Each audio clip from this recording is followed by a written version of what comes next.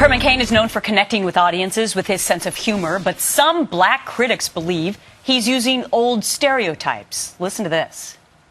Hello, Bartlett, Tennessee. Shucky ducky. The flavor of the week might have some substance because black walnut isn't a flavor of the week.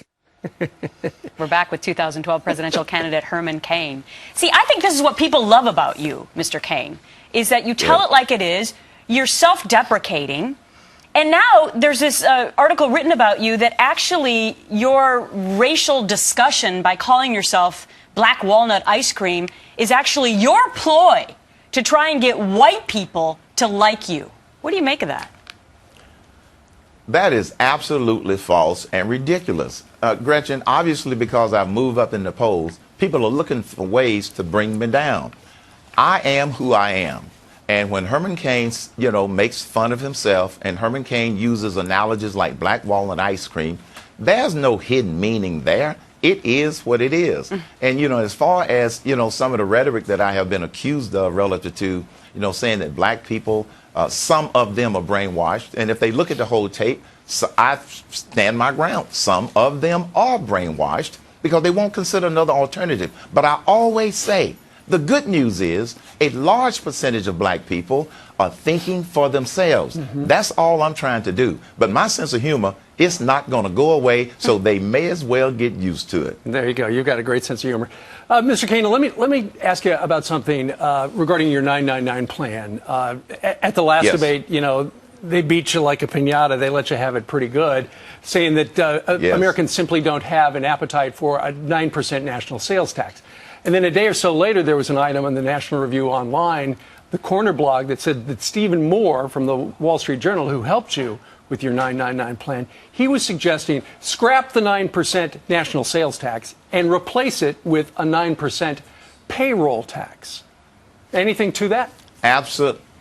No, absolutely not. Now, Steve is a good friend, and we did run the idea past him, but he didn't really help us develop it. We ran it past Art Laffer. And as you know, Art Laffer wrote a very nice article that was published in the Wall Street Journal saying that the 999 plan was solid. We would not change it to a 9% payroll tax because that defeats the purpose. Number one, we wanted to expand the base.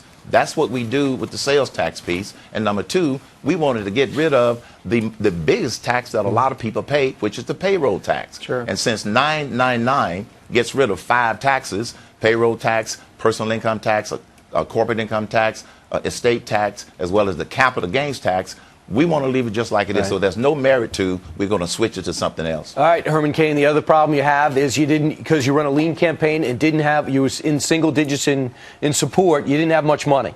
Now you have money, but you have no infrastructure in Iowa and New Hampshire in particular, even though you're doing well in Iowa. What have you done to change that? Well, the people who say I have no infrastructure, and remember 2 months ago they said that I didn't have a chance. Well, here again, they're dead wrong. We have dramatically increased our staff in Iowa. We are covering the state, not only with paid people for the various congressional districts, but also the number of volunteers. We are well organized in Iowa.